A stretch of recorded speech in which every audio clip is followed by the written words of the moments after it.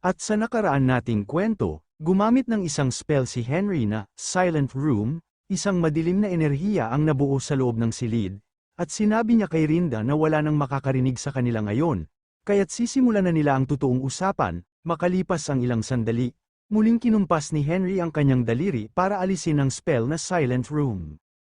Lumingon si Rinda, magang-maga ang mukha, at mariing pinanindigan ang kanyang sinabi, sabay hingi ng paumanhin. Habang iniangat ni Henry ang baba ni Rinda, sinabi niyang siya ay isang magnanakaw na ipinadala ni Mayor Haas para kunin ang extermination powder, at nahuli sila sa akto ni Henry. Tumugon si Rinda na totoo nga ang sinasabi ni Henry, kahit pa parang wala siyang alam sa nangyayari. Pero sumingit si Rinda, nakayuko, at inamin na totoo, ipinadala nga sila ni Mayor Haas. Patuloy ang pagtitig ni Henry kay Rinda at sinabing dapat sinabi na niya ito noon pa. Bigla siyang kumuha ng makulay na kapsula, at dahan-daang inilapit ito sa naguguluhang mukha ni Rinda. Pagkatapos, isinubo niya ito at inutusan siyang lunukin iyon. Umupo si Henry sa kama at ipinaliwanag na may lason ang kapsula, magiging itim ang dugo ni Rinda at mamamatay siya kung hindi siya makakainom ng lunas sa loob ng ilang araw. Sa kinaumagahan, plano ni Henry na dalhin sila kay Mayor Haas. Sinabi niyang hindi na niya kailangang ipaliwanag pa kung bakit, at alam na nila kung ano ang kailangan nilang gawin. Tinuro niya ang mga kasabwat ni Rinda at sinabing binigyan niya din ito ng mga lason. Kaya para sa kabutihan nila bilang mga magnanakaw, mas makabubuting sumunod sila. Sa isip ni Henry, alam niyang kailangan niya ng matibay na ebidensya sa umaga. Kinaumagahan, nagulat si Halligan, ang manager ng hotel, nang salubungin siya ni Henry na nakaupo sa isang upuan kasama ang 3 taong nakatali na lalaki. Galit na galit si Henry habang ipinaliliwanag na sinubukan siyang atakihin ng mga ito kagabi para nakawin ang kanyang mga gamit. Nagulat si Halligan tiningnan ang mga nakatali, at humiling siya na ipaubaya na ito sa departamento ng pulisya para maimbestigahan. Tumayo sa pagkakaupo si Henry, halatang galit, at tinanong kung paano naging ganito kapabaya ang pamamalakad ng hotel, gayong ito raw ang pinakamaganda sa buong Ankleman. Dahil sa tindi ng galit ni Henry, parang nag-iba pa ang aura niya at naging pulang-pula. Tinuro niya si Halligan at tinanong kung mali ba siya. Natakot si Halligan at agad na sumang-ayon, totoo naman daw na kilala ang hotel nila sa buong Ankleman, lalo na sa mga maharlika. Tinuro ni Henry ang mga nakatali na magnanakaw, humingi ng paliwanag kung anong klaseng prestihiyosong hotel ang nagpapasok ng mga magnanakaw sa kwarto ng bisita ng ganoon kadali. Nagbanta si Henry na magdedemanda siya tungkol sa napakasamang seguridad ng hotel. Agad sumagot si Halligan na isa lang itong malaking hindi pagkakaintindihan. Ginawa raw nila ang lahat para mapanatili ang seguridad, at kahit siya ay hindi niya maipaliwanag kung paano ito nangyari. Natulala siya sa takot habang nakikita ang galit na si Henry, nakakrus ang braso. Tinanong ni Henry kung sinasabi ba nitong nagsisinungaling siya. Nagpaliwanag si Halligan na hindi yun ang ibig niyang sabihin, kundi hindi lang talaga niya alam kung paano nakapasok ang mga magnanakaw. Lumingon si Henry at tinanong sa mga magnanakaw kung paano sila nakalusot. Nakayuko si Rinda at sinabi na pumasok sila sa maliit na siwang sa likod ng hotel. Nang marinig ni Halligan ang buong katotohanan, nang inig ang buong katawan niya, tumingin siya kay Rinda pero wala siyang masabi. Tinanong siya ni Henry kung narinig niya na ang lahat, at kung hindi ba't dapat siya ang unang humingi ng tawad. Agad na lumuhad si Halligan sa sahig, at buong puso siyang humingi ng paumanhin. Inamin niyang malaki ang kanyang pagkakamali at nangakong gagawin ang lahat para itama ito basta't huwag lang silang idemanda. Nagngingit-ngit ang ngipin ni Henry, sa isip ni Henry iniisip niyang baka sinusubukan lang siyang suolan ni Halligan gamit ang pera, pero hindi niya ito gusto. Kaya ipinasok niya ang kamay sa bulsa, at inilabas ang kaparehong kapsula na ininom ni Rinda. Nakangiti at tinanong niya si Halligan, kung ito ba talaga ang sagot niya. Samantala, sa City Hall, nagmamadaling pumasok ang kawani sa opisina ni Mayor Haas. Halatang balisa si Mayor Haas at agad tumayo mula sa kanyang mesa, tinatanong niya kung ano ang nangyari. Ipinaliwanag ng assistant na may mga tao sa waiting room at naniniwala siyang may malaki silang problema.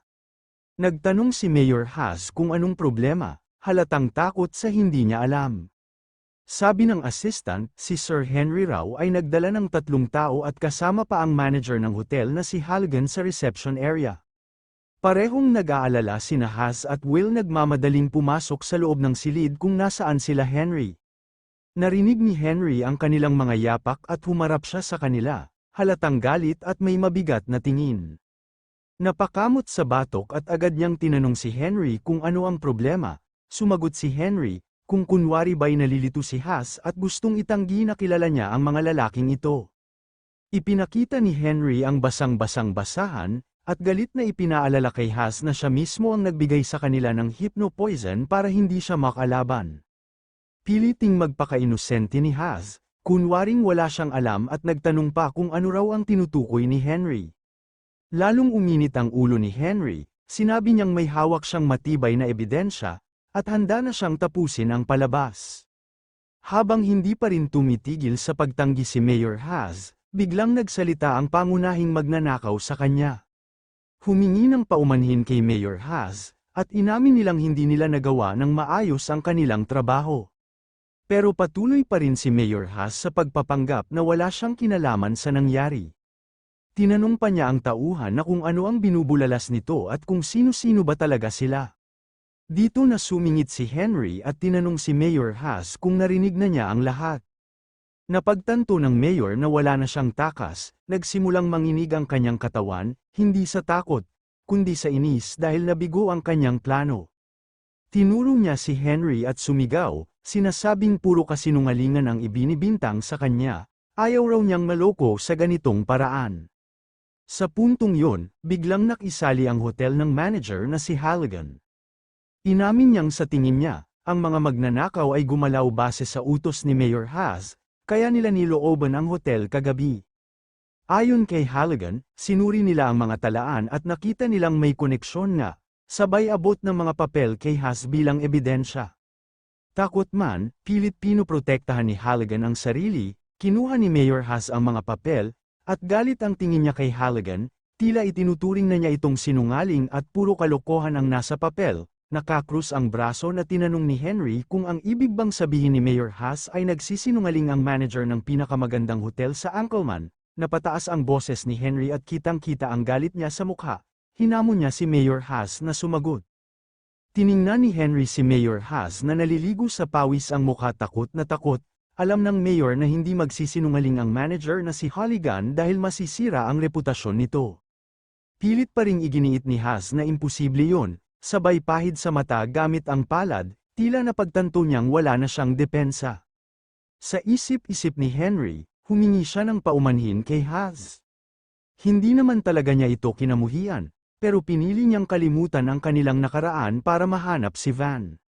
Dahil nahuli na si Mayor Haas, lumuhad ito sa harap ni Henry at nagsimulang magmakaawa. Nagulat si Henry sa narinig, at tinanong kung inaamin na ba ni Haas ang kasalanan niya. Tumingala si Haas at sinabing, para saan pa ito ngayon? Pero bago pa siya tumanggap ng parusa, humiling muna siya ng isang pabor. Inutusan siya ni Henry na ituloy ang pagsasalita para maintindihan niya ang hinihinging pabor.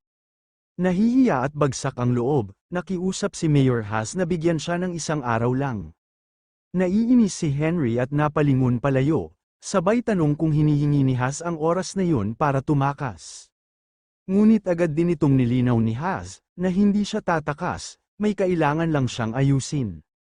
Doon naramdaman ni Henry na may tama siya, ngumiti siya ng bahagya at sarkastiko niyang tinanong si Haas kung balak ba nitong humingi ng tulong kay Van.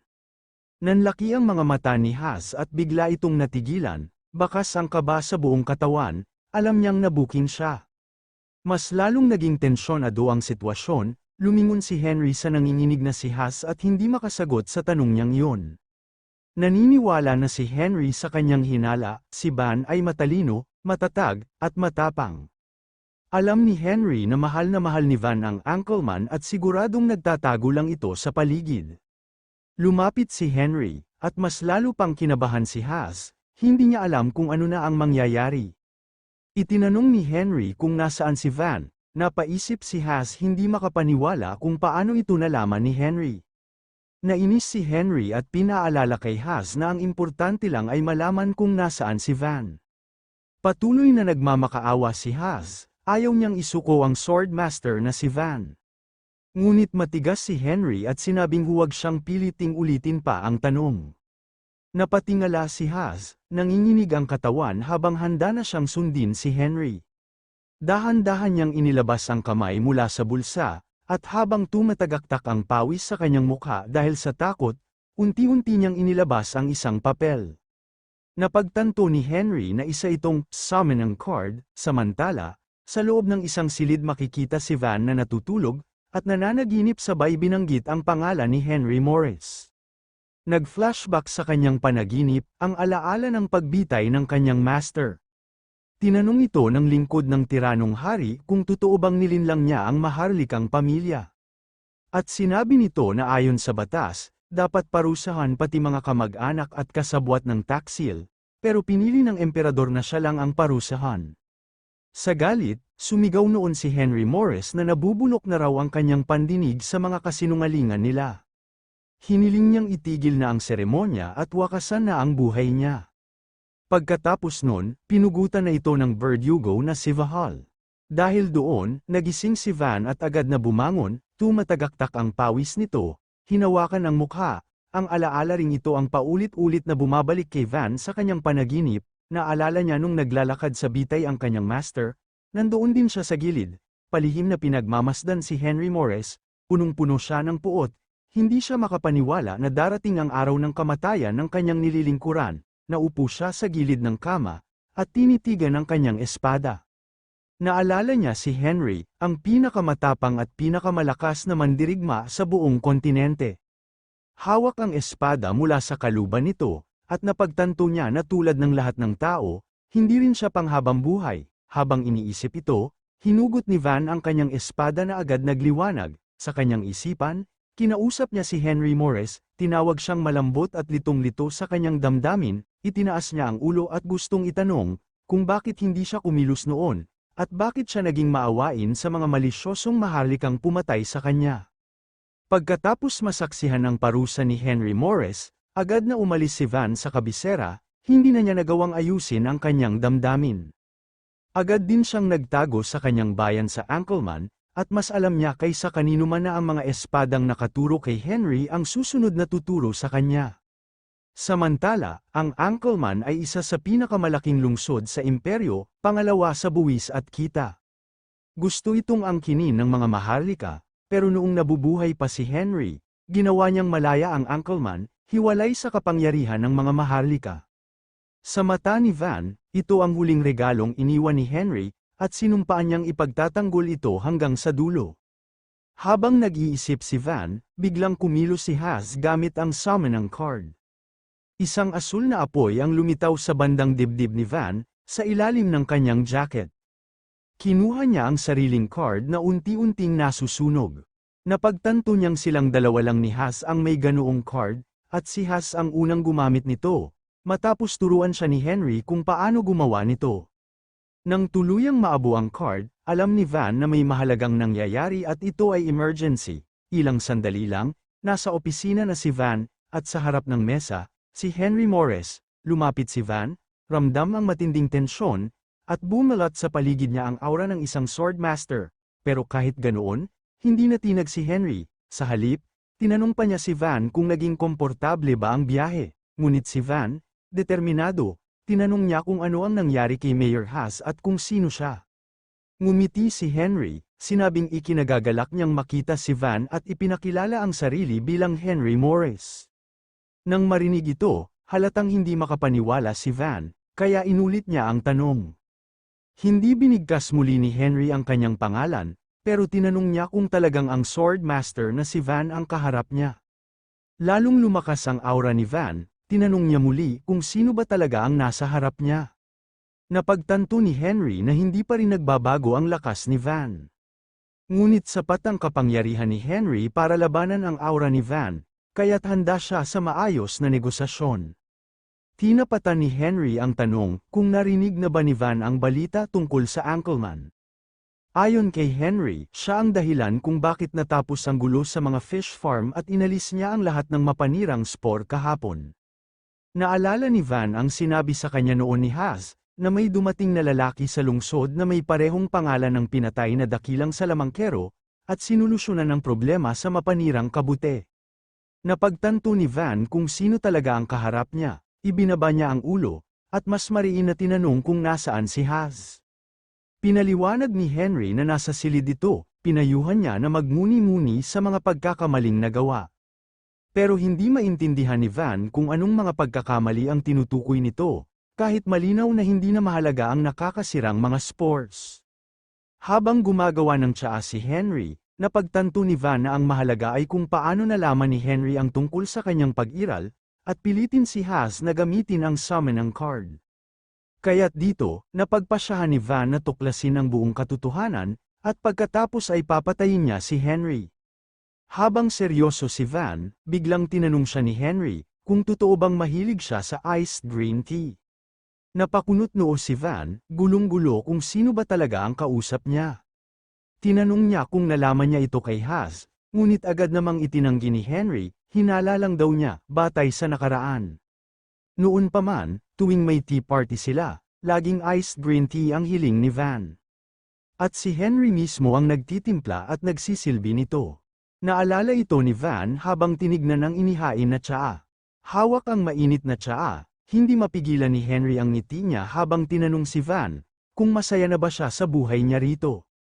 Tahimik pero halatang mabigat ang loob ni Van, nakakrus ang mga braso at tinanong kung ano ang ibig niyang sabihin. Pinaalala ni Henry na kilala si Van bilang espada ng dakilang salamangkero, dahilan para tumaas ang tensyon. Biglang sumikip ang dibdib ni Van. Tinanong niya si Henry kung niloloko ba siya nito. Pero depensa agad ni Henry. Alam ito ng karamihan, kaya't sana ay huwag niya itong mas amain. Tinanong ni Van kay Henry kung paano niya nalaman na nandirito siya sa lugar. Yumuko si Henry at mahinahong sumagot, na sinabihan siya ng kanyang master. Lalong naguluhan si Van. Tinitigan niya si Henry, parang hinihintay kung totoo ba ang sinasabi nito. Nilinaw naman ni Henry, na ang master niya ay salamangkero na nasa ikawalong bilog. At kilalang kilala ito ni Van sa pangalan na Henry Morris. Hindi makapaniwala si Van, akala niya pinaglalaroan lang siya nito, at tinanong si Henry kung nais niya na bang mamatay. Pero iniunat ni Henry ang mga braso at mariing tinanggi ang mga paratang. Sumiklab si Van sa galit, sinabi niyang tama na ang kabalbala ni Henry, at isa pang salita, ay bubunutin niya ang madaldal niyang dila at isasabit ito sa plaza ng Ankleman. Tumutol si Henry, iginiit na nagsasabi siya ng totoo. Dahil sa galit, biniyak ni Van ang mesa gamit ang kanyang aura. Nilabas ang sama ng loob para sa kanya, si Henry ay peke dahil wala namang disipulo ang dakilang pantas sa ilalim nito sa buong buhay niya. Pero nanatiling kalmado si Henry, at sinabing halata sa reaksyon ni Van na tapat pa rin ito sa kanyang master. Sagot ni Van na wala siya sa posisyon na nakakapagsalita siya ng basta-basta, at dahil dito, sinabi ni Henry na importanteng bagay ito sa kanya dahil iyon ang pangunahing dahilan kung bakit siya pumunta sa Ankleman para makita siya. Hindi maintindihan ni Van kung ano ang ibig niyang sabihin, kaya tinanong niya si Henry tungkol doon, ngunit sasabihin lang ni Henry ang mga detalye pagkatapos niyang makuha ang kanyang sagot. Pagkatapos tinanong ni Henry kung tapat pa rin ba siya sa kanilang master na si Henry Morris, pero nalilito si Van, kung talaga bang disipulo siya ng kanyang master, ngunit naghihinala siya at kung paano siya gustong-gusto nito makita, napagtanto ni Van at pinagdudahan si Henry na baka espiya siya ng mga maharlika na ipinadala mula sa palasyo. Tinanong siya ni Van kung alam niya kung gaano kabigat ang tanong. Pero seryoso si Henry, sumagot siya na alam niya ito. Sa halip na sumagot, bumunot ng espada si Van, pinakawalan niya ang enerhiya pero sinabi rin niya na kailanman ay di niya kinalimutan ang kabutihan ng kanyang master, habang nakatutok ang espada idinagdag niya sabihin, na isang dakilang tao ang kanyang master na nagligtas sa buhay niya at sa buhay ng marami pang iba sa Ankleman. Tumawa lang si Henry. Hindi alintana ang panganib, nagtataka si Van, kung anong nakakatawa. Hindi na ito napigilan ni Henry, at malakas siyang humalakhak, pagkatapos humingi siya ng paumanhin. Habang nanginginig ang kamay ni Van sa galit, Iniunat ni Henry ang kanyang mga braso at tinanong si Van kung baka sa tingin niya na isa siyang espiya na pinadala ng Maharlika. Dahil dito, muling nagalit si Van at sinabing inilantad din niya ang tunay na mukha ni Henry. Pero huminto sa pagtawa si Henry, at seryosong sinabi kay Van na magpakalma. Gusto ni Henry patunayan na siya ay tunay na alagad ni Salamangkero Henry Morris. Itinaas niya ang kanyang kamao, at sa ilang iglap naglabas ito ng bughaw na enerhiya at sinabi niya na tignan niya ito ng mabuti. Pagbukas ng kanyang palad, may lumabas na bugso ng kapangyarihan. Nabigla si Van, hindi makapagsalita, at pinagpapawisan sa pagkagulat. Naalala ni Van ang simbolo ng Blue Dragon Spirit Sigil, isang tatak na tanging si Salamangkero Morris lang ang may kakayahan. Ipinaliwanag ni Henry na ito nga ang simbolo ng isang Eight Circle Wizard. Pinatunayan niyang may parehong kapangyarihan siya. Naalala ni Van ang sinabi ng kanyang master, na ang mga nilalang na pinanggagalingan ng mahika, tulad ng mga dragon, ay hindi basta-basta kayang talunin ng salamangka. At pinakita ni Lord Henry Morris ang kanyang magic sigil kay Van. Natigil sa pagmuni-muni at pag-iisip si Van nang magsalita si Henry. Pagkatapos, may inilabas si Henry mula sa kanyang bulsa, isang dokumento. Ipinakita niya ito kay Van at sinabing ito ay mapa ng mga yaman at sekreto ng kanilang master. Bukod pa doon ay marami siyang natutunang espesyal na mahika na si Henry Morris lang ang may alam. Tulala si Van, hindi makapaniwala sa kanyang nasasaksihan. Yumuko si Henry bilang paggalang at sinabi niyang kinakatawan niya mismo si Salamangkero Morris. Tumayo siya, pinasalamatan si Van sa kanyang katapatan, at sinabing galing yun sa kanyang puso. Pagsapit ng gabi, humarap si Henry sa bintana na katanaw sa malayo, at sinabi niya kay Van na may balak siyang maghiganti. Nabigla si Van at agad siyang tinanong kung anong klase ng paghihiganti ang kanyang tinutukoy. Sagot ni Henry, ito ay para sa hindi makatarungang pagkamatay ni Salamangkero Morris at sa mga bagay na hindi niya nagawa. Pagkatapos lumingon siya kay Van at sinabi na pumunta siya dito para lang sa layuning iyon. Naalala ni Van na minsan, pinangarap niya ring maghiganti. Pero hindi ganon kadali, lalo na kung ang kalaban ay makapangyarihang mga Maharlika at ang hari mismo. Nagsimulang manginig ang katawan ni Van, napansin ito mismo ni Henry at napagtanto niya na baka natakot siya. Alam ni Henry na imposible na magawa niya ang paghihiganti ng mag-isa, kahit gaano katagal niya pa itong sinubukan. Isa pa, mahihirapan siyang lisanin ang bayang mahal na mahal niya. Tinapos ni Henry ang katahimikan sa loob ng silid, ibinuka ang mga kamay niya at sinabing alam niya kung ano ang iniisip ni Van. Sabi ni Henry na iniisip ni Van na maghiganti para sa kanyang master at sa pagprotekta sa bayan ng Ankleman. Hawak ang bewang tinanong niya kung tama ba siya, ngunit, nanatiling tahimik pa rin si Van litong-lito sa kanyang isipan. Sabi ni Henry na naiintindihan niya si Van, pero may kailangan din siyang dapat malaman. Sinabi ni Henry na kapag pinabayaan niya ang mga may sala kapalit ng pansamantalang kapayapaan, balang araw sasakupin din nila ang lungsod ng Ankleman. Matapos marinig ito, nanlaki ang mata ni Van, ipinunto ni Henry na ang Ankleman ay isang lugar na may malaking kita, kaya't laging gustong kontrolin ito ng mga Maharlika. Tila may plano na sila at naghihintay lang ng tamang pagkakataon para kumilos. Nang maisip ito ni Van nagsimula siyang mabahala, namuo at tumulo ang pawis sa kanyang mukha. Pinaalala ni Henry ang isang insidente sa fish farm at ginawa itong halimbawa. Sinabi niya na madali lang nila siyang manipulahin, dahil wala silang maisip na plano. At ang Ankleman ay kasalukuyang nasa isang sitwasyon kung saan nabigo itong tumugon sa mga hindi inaasahang pangyayari. Napanggalit ng ngipin si Van, sa kanyang isipan aminado siyang totoo lahat ng sinasabi ni Henry, na ang Ankleman ay isang mahinang lungsod na hindi kayang tumugon sa mga hindi inaasahang pangyayari. Nalilito si Van sa dami ng iniisip kaya ibinaba niya ang kanyang ulo. Lumapit si Henry at humiling na tulungan si Van. Lalo itong nagpagulo sa isip ni Van kaya tinaas niya muli ang ulo at muling nagtanong kay Henry. Ipinaliwanag ni Henry na kailangan ito, kahit pansamantala lamang, hanggang sa dumating ang panahong hindi na kayang angkinin ng mga Maharlika ang lungsod. Tahimik si Van, Ngunit sinigurado ni Henry na ang Anchorman ay mananatiling maayos na pinapatakbo. Nagtanong si Van kung paano ito mangyayari, at sinabi ni Henry na nasa kamay na niya ang Vivaldi. Habang iniisip ni Van ang syudad ng Vivaldi, hindi siya makapaniwala na kaya't tinanong niya at nilinaw na kung talaga bang kontrolado niya ang dakilang lungsod ng Aliwan. Sinabi ni Henry na kung sasama siya roon, maipapakita niya ang lahat ng ebidensyang kailangan ni Van. Ngunit tumanggi si Van, at hindi napigil ang magtanong kung paano nakuha ni Henry ang kontrol sa Vivaldi. Pinaliwanag ni Henry na hindi opisyal, ngunit tinalo niya si Mayor Brent Larsen sa larong chess.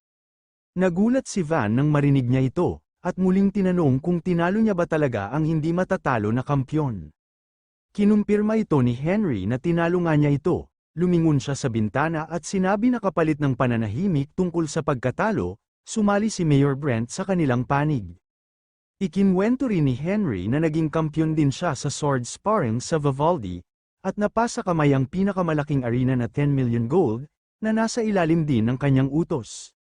Tinanong niya ang opinyon ni Van tungkol dito, sa tingin ni Henry, sapat na itong patunay na kaya nilang ilabas si Anchorman mula sa anino ng panganib, na pagtanto ni Van na kung totoo ang lahat ng ito, wala siyang dahilan para tumanggi, mapagkakatiwalaan si Henry, ngunit kailangan pa rin niyang makibahagi sa paghihiganti. Tiningnan ni Henry si Van at sinabing marahil ay marami na siyang pinagdaanan, ang dating matapang na lalaki ay ngayon ay malalim ang iniisip, kaya napagpasyahan ni Henry na tulungan siya. Tinawag niya si Van na agad lumingon, sinabi niyang bilang disipulo ay nagsanay siya sa mahika at espada, inunat ni Henry ang isang kamay nito, at kung may duda pa si Van sa kanya, hahamunin niya ito sa isang duelo bilang patunay ng kanyang kakayahan.